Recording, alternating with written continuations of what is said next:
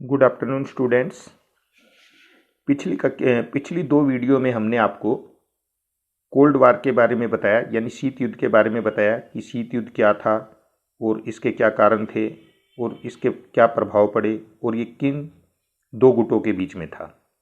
उससे अगली वीडियो में हमने आपको उससे संबंधित दो तीन वीडियो रही। फिर उसके बाद में हमने दो ध्रुवीयता की समाप्ति, एंड ऑफ बाइपोलैरिटी के बारे में चर्चा की। आज की वीडियो में हम आपको सत्ता के वैकल्पिक केंद्र यानी अल्टरनेट सेंटर ऑफ पावर्स के बारे में चर्चा करेंगे। जैसा कि आप सब जानते हैं कि शीत युद्ध के बाद सोवियत व्यवस्था की विफलता ने आर्थिक एवं राजनीतिक विकास हेतु नए वैकल्पिक केंद्रों को उभरने का अवसर दिया। यानी शीत युद्ध के बाद हमने देखा था कि सोवियत संघ का 1991 में विघटन हो गया था और सोवियत संघ के विघटन के बाद विश्व पटल पर एकमात्र शक्ति केवल अमेरिका रह गया था और अमेरिका के एकमात्र शक्ति रह जाने पर सत्ता के नए नए वैकल्पिक केंद्र भी उभरने लगे। तो इन केंद्रों ने कुछ हद तक अमेरिका के वर्चस्व को कम करने का प्रयास किया है और बहुपक्षीय विश्व व्यवस्था की नई अवधारणा को आगे बढ़ाया है। ऐसे केंद्रों के रूप में यूरोपीय संघ और आसियान जैसे संगठनों की महत्वपूर्ण भूमिका रही है। इन क्षेत्रीय संगठनों का उद्देश्य राजनीतिक एवं आर्थिक समस्याओं का स्थानीय स्तर पर समाधान करना है, जिससे कि स्थायी शांति की स्थापना हो सके। इसी परिप्रेक्ष्य में चीन के आर्थिक महाशक्ति के रूप में उदय की चर्चा की जा सकती है, जो समकालीन विश्व राजनीति के लिए एक नया तत्व है। भारत ने भी बदलते परिवेश में उसके साथ अच्छे रिश्ते कायम करने का प्रयास किया है। दुनिया के सबसे बड़े लोकतंत्र के रूप में भारतीय पक्ष को भी विशेष महत्व दिया जाता रहा है। तो शीत युद्ध युद्धोत्तर विश्व में विश्व पटल पर कुछ ऐसे संगठनों तथा देशों ने प्रभावशाली रूप से अंतर्राष्ट्रीय राजनीति में महत्वपूर्ण भूमिका का निर्वहन करना प्रारंभ कर दिया, जिससे यह स्पष्ट होने लगा कि यह संगठन तथा देश अमेरिका की एक ध्रुवीयता के समक्ष विकल्प के रूप में देखे जा सकते हैं। और सत्ता के वैकल्पिक केंद्र में, जैसे कि आप अपनी स्क्रीन पर भी देख रहे हो, यूरोपीय संघ, आसियान, चीन को दिखाया गया है।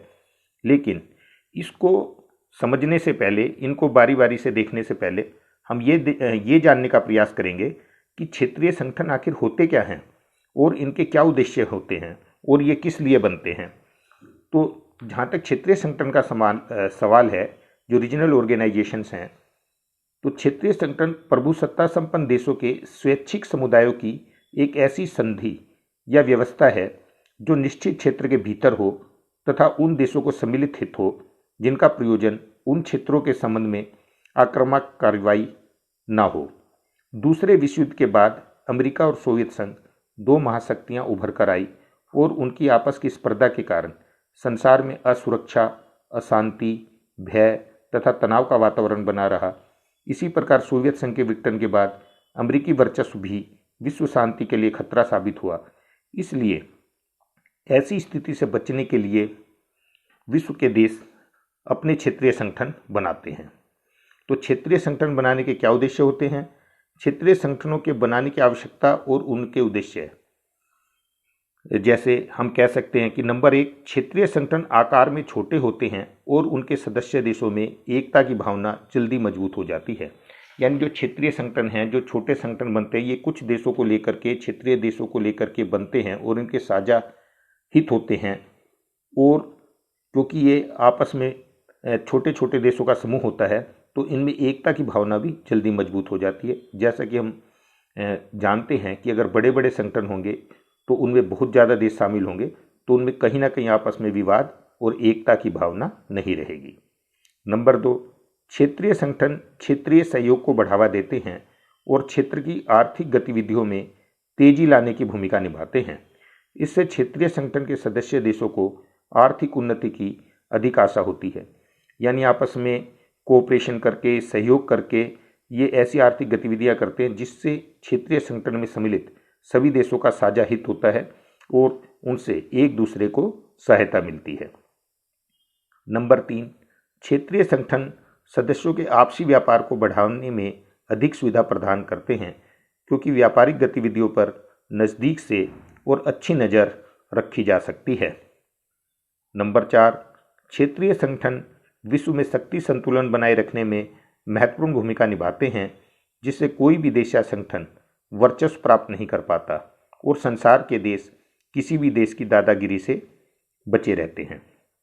क्योंकि अगर एक देश होगा तो कोई बड़ा देश दादागिरी दिखाता है तो वो देश दब सकता है और कहीं ना कहीं अप्रत्यक्ष रूप से एक गुलाम की तरह रह सकता है। लेकिन जब कुछ देश मिलकर अपना संगठन बना लेते हैं तो वो किसी बड़े देश के सामने भी अड़ सकते हैं। नंबर 6, क्षेत्रीय संगठनों के सदस्यों की संख्या अधिक नहीं होती, इसलिए उन्हें अपने विवाद आपसी बातचीत से निपटाने में सुविधा रहती है, क्योंकि सदस्य देशों की संख्या अधिक नहीं होती। साथ ही क्षेत्रीय संगठन के सदस्यों का एक दूसरे से आमने सामने के संबंध होने के कारण वे एक दूसरे की या पड़ोसी राज्य की बात या सुझाव जल्दी मान लेते हैं। अब क्या क्या कारक है इसके? भौगोलिक कारक क्या है? भौगोलिक एकता मेल मिलाप के साथ आर्थिक सहयोग और अंतर्देशीय व्यापार को बढ़ावा देती है। इनमें भौगोलिक एकता होती है क्योंकि अधिकतर जो क्षेत्रीय संगठन बनते हैं वो आपस में पड़ोसी जो देश हैं क्षेत्रों को मिला करके ही बनाए जाते हैं। राष्ट्र बड़ी आसानी से सामूहिक सुरक्षा व्यवस्था करके कम धन व्यय करके अपने लिए सैन्य बल संगठित कर सकते हैं। यानी आपस में मिलकर के एक साझी सेना का निर्माण किया जा सकता है, तो साझी सेना उसमें मिलकर खर्च किया जा सकता है और इससे खर्चा भी कम आएगा और जो है सैन्य सुरक्षा भी अच्छी होगी। और बचे हुए धन को वो इस तरह से कृषि, उद्योग, विद्युत, यातायात, शिक्षा, सड़क, संचार, स्वास्थ्य आदि सुविधाओं को जुटाने और जीवन स्तर को ऊंचा उठाने में प्रयोग कर सकते हैं। यह वातावरण सामान्य सरकार गठन के लिए अनुकूल वातावरण उत्पन्न कर सकता है। एक क्षेत्र के विभिन्न राष्ट्र यदि क्षेत्रीय संगठन बना लें तो वे परस्पर सड़क मार्गों और रेल सेवाओं से बड़ी आसानी से जुड़ सकते हैं। इस प्रकार भौगोलिक एकता के कारण क्षेत्र विशेष में आने वाले देशों में संगठन की भावना विकसित होती है। इस भावना के विकास के साथ पारस्परिक संघर्ष और युद्धों का स्थान पारस्परिक सहयोग और शांति ले सकते हैं। यानी जहां आपस में मिलकर के जो है सहयोग और शांति होगी और जो आपस में संघर्ष युद्ध का जो स्थान है वो समाप्त हो जाएगा। अब हम इस तरह से कह सकते हैं कि क्षेत्रीय संगठनों का बहुत ही महत्व है। सत्ता के वैकल्पिक केंद्रों के रूप में क्षेत्रीय संगठनों का विशेष महत्व है। जैसे नंबर 1, विश्ववाद। क्षेत्रीय संगठन राष्ट्र हित की संकुचित भावना से ऊपर उठकर क्षेत्रीय हितों की पूर्ति के लिए मिलकर प्रयास करते हैं।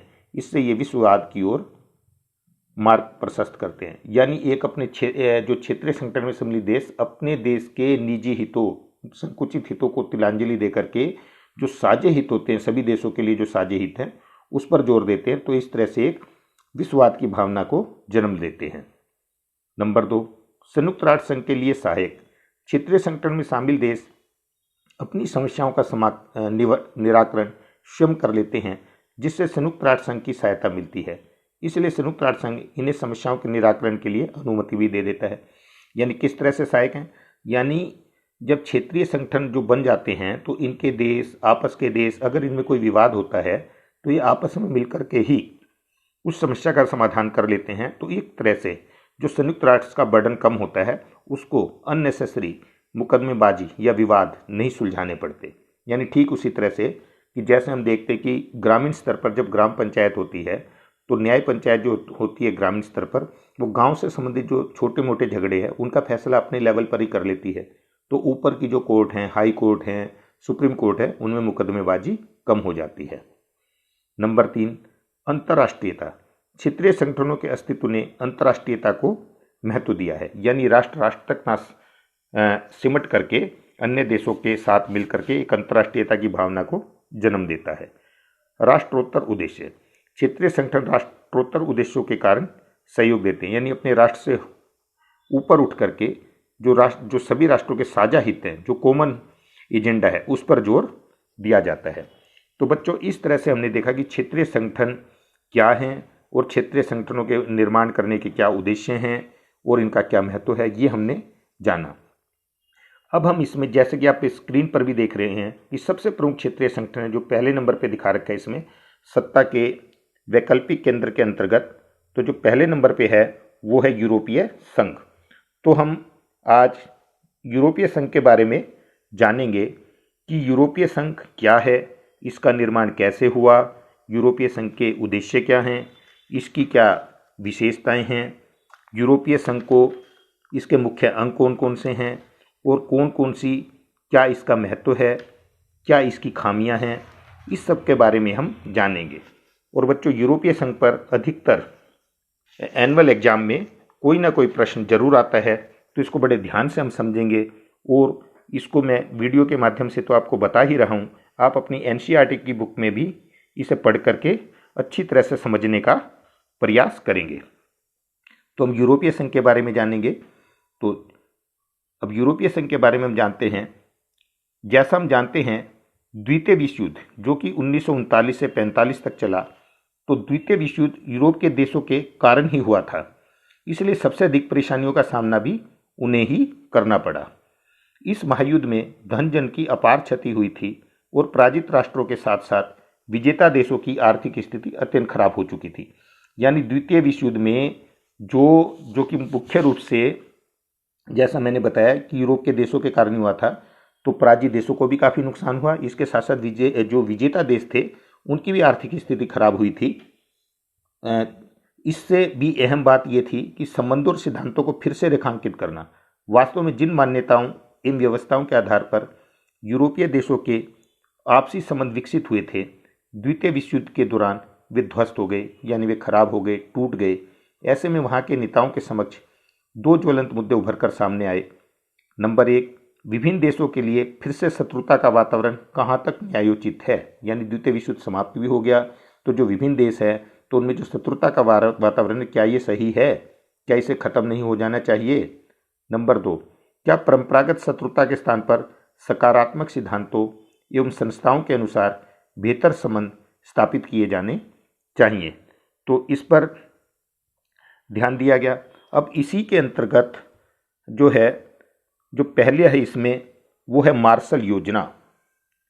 तो मार्शल योजना क्या थी? द्वितीय महायुद्ध के अंत होने के साथ साथ शीत युद्ध का भी प्रारंभ हो गया, जिसने गुटबाजी को बढ़ावा दिया। जैसा हमने देखा था कि 1945 में द्वितीय विश्व युद्ध समाप्त हो गया था, लेकिन इसके साथ साथ कोल्ड वार शुरू हो गया था। शीत युद्ध शुरू हो गया था। अमेरिका किसी भी स्थिति में सोवियत संघ की शक्ति में विस्तार को रोकना चाहता था, सोवियत रूस की शक्ति को। ऐसे में यूरोपीय देशों के पुनर्निर्माण के नाम पर उसने 1947 में मार्शल योजना की घोषणा की, जिसका नामकरण अमेरिकी विदेश मंत्री मार्शल के नाम पर किया गया। यानी जो मार्शल योजना है वो अमेरिकी विदेश मंत्री मार्शल के नाम पर रखी गई। इसका मूल उद्देश्य यूरोप के क्षतिग्रस्त राष्ट्रों की आर्थिक स्थिति में सुधार लाना था। प्रारंभ में इस योजना में योगदान करने के लिए सोवियत संघ से भी आग्रह किया गया, परंतु सोवियत संघ ने अमेरिका की साम्राज्यवादी चाल बताते हुए इस योजना का विरोध किया। अब इसी के अंतर्गत ही, जैसे हम इसमें दिखा रहे यूरोपीय संघ किस तरह से बना, तो पहले हमने मार्शल योजना के बारे में बताया। अब दूसरा इसमें जो पॉइंट है वो है यूरोपीय आर्थिक सहयोग संगठन। तो यूरोपीय आर्थिक सहयोग संगठन क्या है? ऑर्गेनाइजेशन फॉर यूरोपियन इकोनॉमी और ऑपरेशन। पश्चिम यूरोप के देशों के साथ मिलकर अमेरिका ने सामूहिक सुरक्षा व्यवस्था हेतु नाटो नामक संगठन की स्थापना की थी। ये हमने देखा था पिछले अध्याय में भी, हमने बताया जब हम कोल्ड वार की बात कर रहे थे कि अमेरिका ने नाटो की स्थापना की थी, जो कि 1949 में की गई थी, यानी नॉर्थ अटलांटिक ट्रीटी ऑर्गेनाइजेशन। इसके साथ साथ मार्शल योजना के अंतर्गत 1948 में इन देशों को आर्थिक मदद पहुंचाने के उद्देश्य से यूरोपीय आर्थिक सहयोग संगठन की भी स्थापना की गई।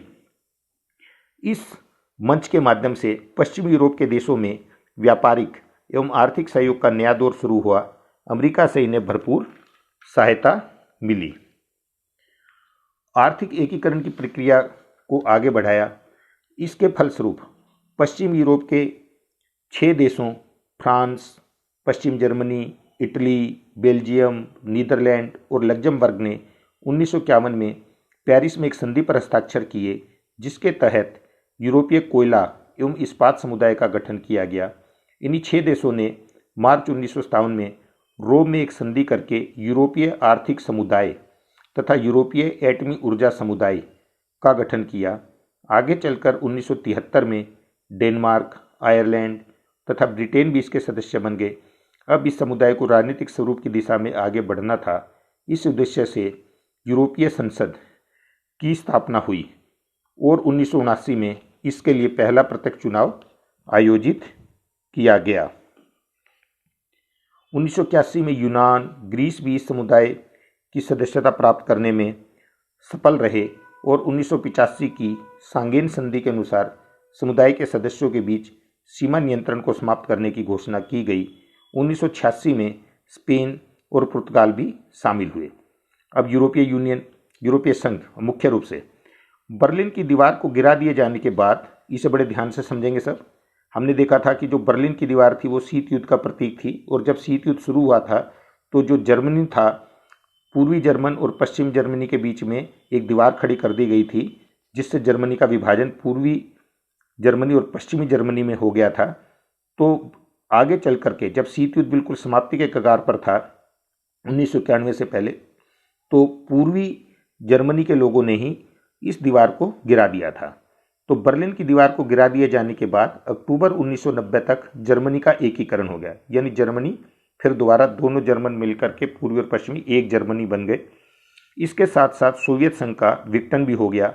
बदलते परिवेश में 1992 में मास्ट्रिक्ट की संधि पर हस्ताक्षर के साथ यूरोपीय संघ के गठन का मार्ग प्रशस्त हो गया। 1 नवंबर 1993 को इस संधि के लागू होने के साथ ही यूरोपीय आर्थिक समुदाय का नाम बदलकर यूरोपीय संघ हो गया।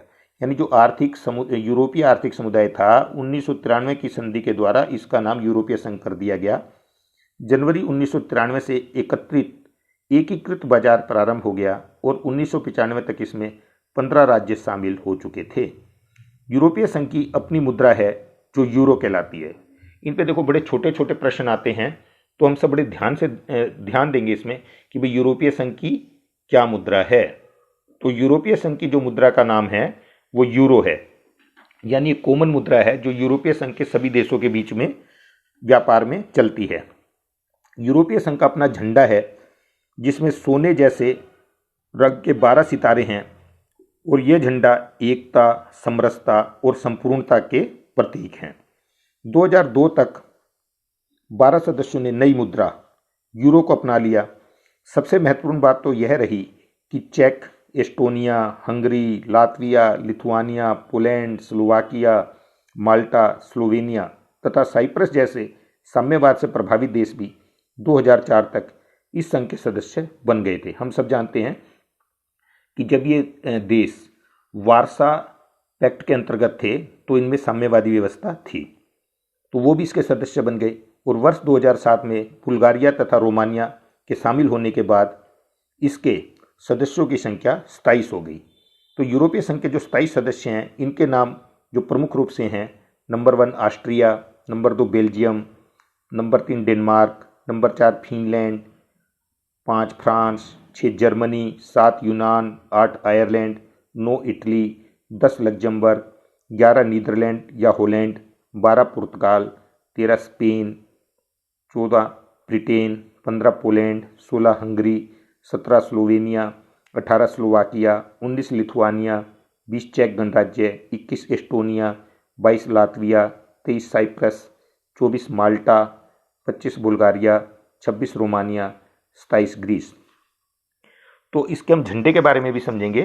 तो यूरोपीय संघ के झंडे में नीले आधार पर गोले के आकार में सोने के रंग के सितारे बने हुए हैं, और ये सितारों का घेरा यूरोप के लोगों की एकता और मेल मिलाप का प्रतीक है। इसमें सितारों की संख्या 12 है, क्योंकि 12 की संख्या को वहाँ पारंपरिक रूप से पूर्णता, समग्रता और एकता का प्रतीक माना जाता है। अब यूरोपीय संघ के प्रधान अंग कौन कौन से हैं? यूरोपीय संघ अनेक प्रधान अंगों और संस्थाओं की सहायता से अपना काम करता है। इसके प्रधान अंग हैं सुरक्षा परिषद, यूरोपीय मंत्रिपरिषद, यूरोपीय संसद, जिसके सदस्य सीधे चुनाव द्वारा 5 वर्ष के लिए चुने जाते हैं। आर्थिक तथा सामाजिक समिति भी है, और यूरोपीय संघ के कानूनों की व्यवस्था के लिए इसका एक न्यायालय भी है, जो इसमें सदस्य देशों में न्याय की व्यवस्था से संबंधित कार्य करता है। अब बच्चों, हम जो एक इतना बड़ा संगठन है, तो जैसा हम जानते हैं कि हर एक संगठन को बनाने के पीछे कोई ना कोई उद्देश्य होता है। तो ऐसे क्या उद्देश्य हैं जिसके कारण यूरोपीय संघ की स्थापना की गई? तो हम यूरोपीय संघ के उद्देश्यों के बारे में जानने का प्रयास करेंगे। तो इसके जो उद्देश्य हैं, नंबर 1, आर्थिक एकीकरण, अर्थात वस्तुओं, व्यक्तियों और पूंजी का एक देश से दूसरे देश में बेरोक-टोक आगमन। यानी इसका जो प्रमुख उद्देश्य था कि जैसे विभिन्न देश मिलकर के, जैसे हमने बताया इसमें 27 देश शामिल हुए, तो इनका मुख्य उद्देश्य ये था कि भाई आर्थिक एकीकरण करना, यानी 27 के 27 देशों में जो वस्तुएं हैं, व्यक्ति हैं, पूंजी है, एक देश से दूसरे देश में बेरोक-टोक आगमन हो सके। यानी उनमें कोई वीजा के स्ट्रिक्ट नियम लागू ना हो और कोई भी देश अपनी वस्तुओं को एक स्थान से दूसरे स्थान पर बेच सकता है, खरीद सकता है। व्यक्ति एक स्थान से दूसरे स्थान पर जा सकते हैं रोजगार इत्यादि के लिए भी।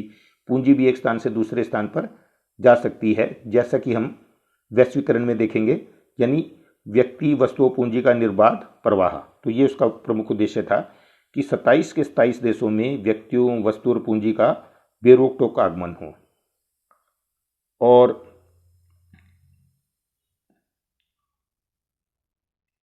इसके साथ साथ जो इसका दूसरा उद्देश्य है वो है सदस्य देशों की कृषि प्रणाली और उद्योग धंधों का विकास।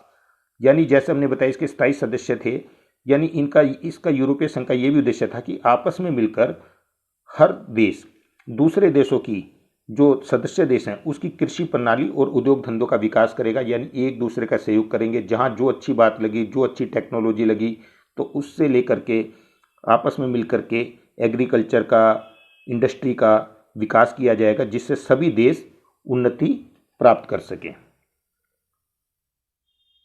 नंबर 3, शांति स्थापित करने के उद्देश्य से साझी सुरक्षा एवं विदेश नीति बनाना। यूरोपीय संघ का एक उद्देश्य ये भी था कि भाई 27 जो देश हैं आपस में मिलकर शांति स्थापित करें, यानी आपस में शांति रहे, विश्व पर शांति रहे, किसी प्रकार के लड़ाई झगड़े ना हो। और इस शांति स्थापना के लिए इन्होंने इस बात पर जोर दिया कि साझी सुरक्षा और विदेश नीति, यानी एक ऐसी व्यवस्था बने, यानी एक ऐसा सिस्टम बनाया जाए कि साझी सुरक्षा की व्यवस्था करी जाए, यानी कोई भी किसी पर हमला ना करे और साझी सुरक्षा हो। यानी 27 के 27 देश एक तरह से एक देश के रूप में कार्य करें और एक कॉमन विदेश नीति बनाए, कॉमन फॉरेन पॉलिसी हो जो सब उसको अपनाए। नंबर 4 जो इसका उद्देश्य था वो था निर्धन एवं संपन्न देशों के बीच की खाई को कम करना। यानी जैसे हम जानते हैं हर जगह विश्व पटल पर भी हम देखते हैं कि कुछ सब देशों का जो स्टैंडर्ड है वो एक सा नहीं होता, कुछ निर्धन होते हैं और कुछ संपन्न होते हैं।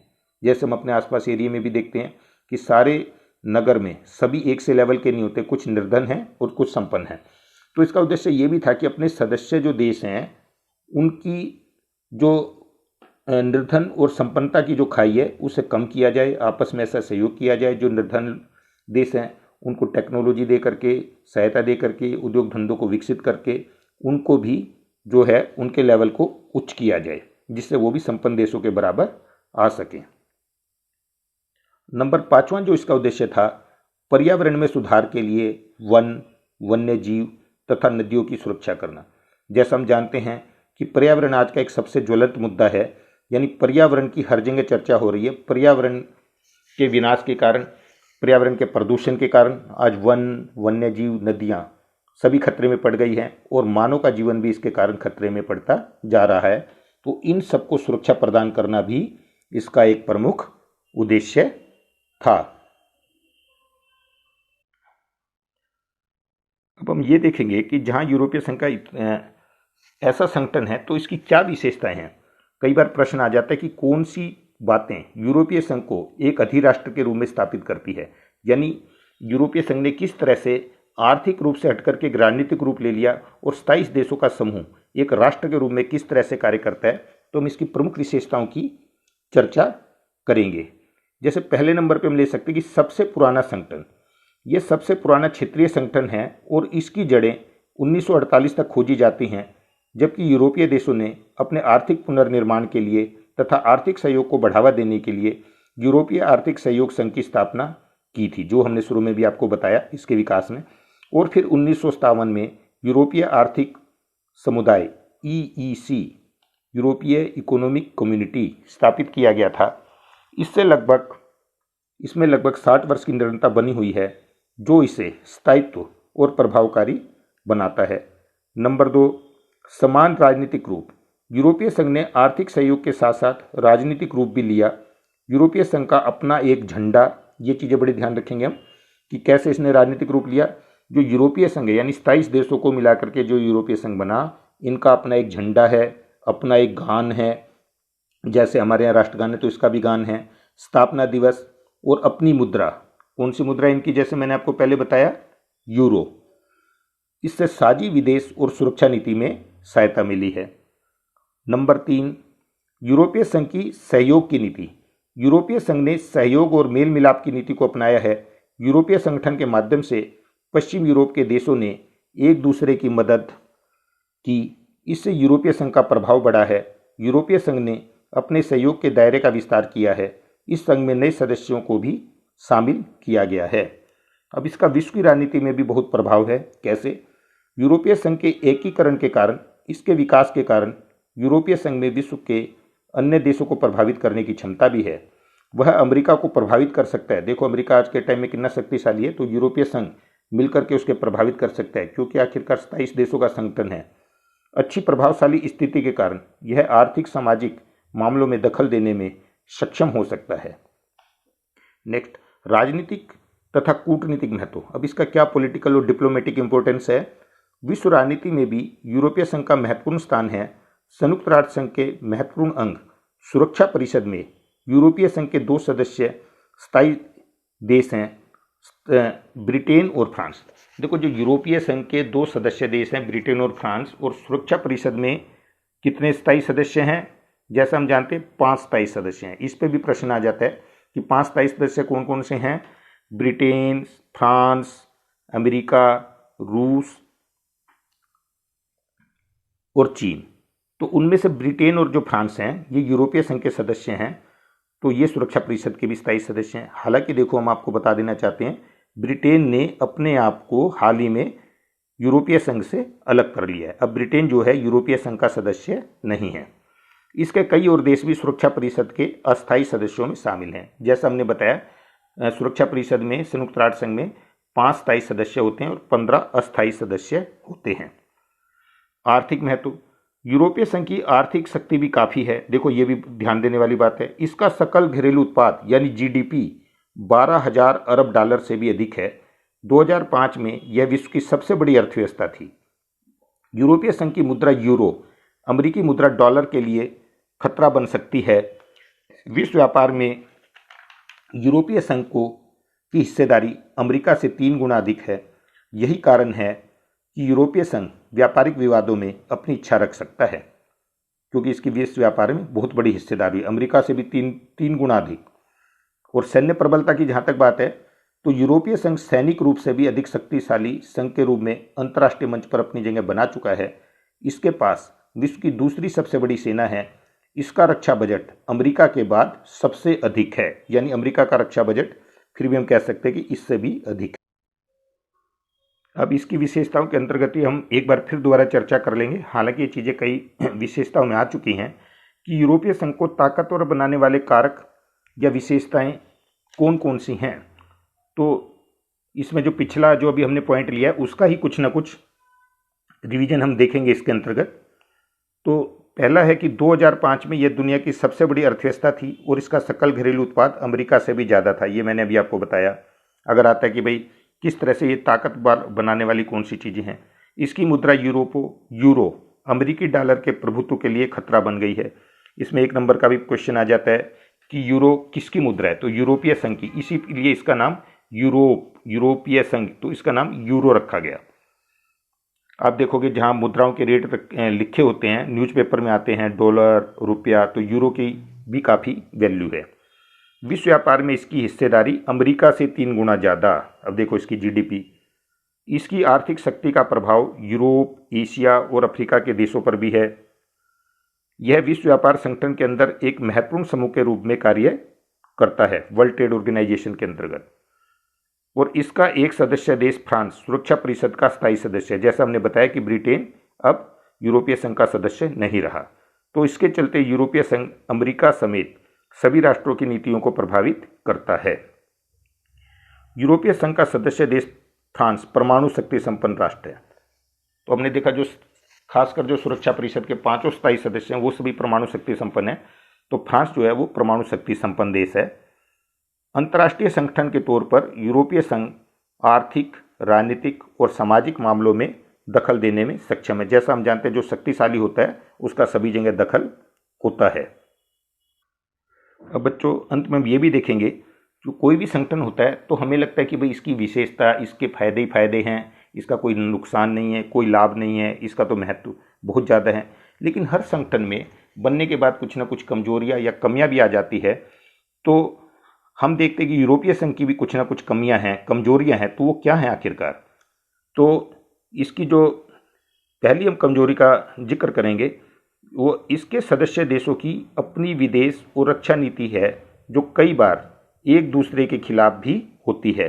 जैसे इराक पर हमले के मामले में हमने जैसे कहा कि जब यूरोपीय संघ की स्थापना की गई थी तो ये माना गया था कि सभी देशों की एक साझा विदेश नीति और रक्षा नीति होगी।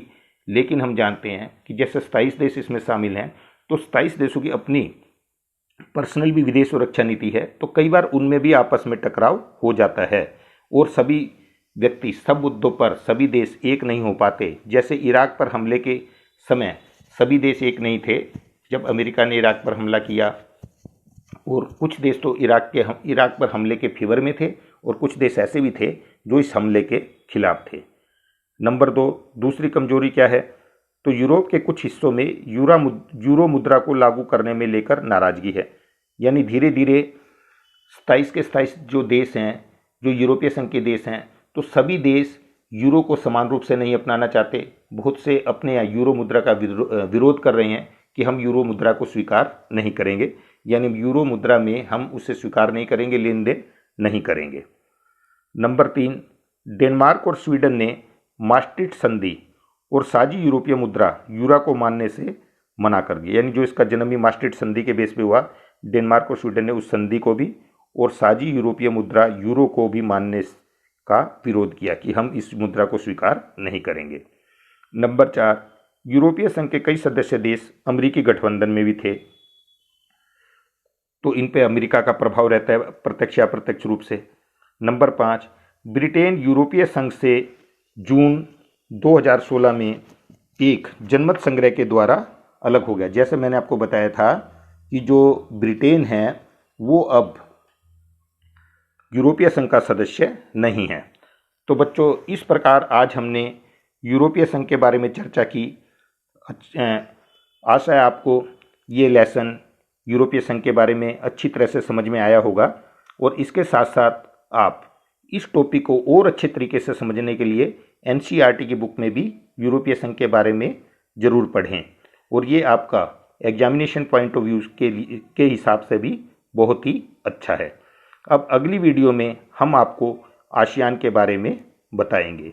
धन्यवाद।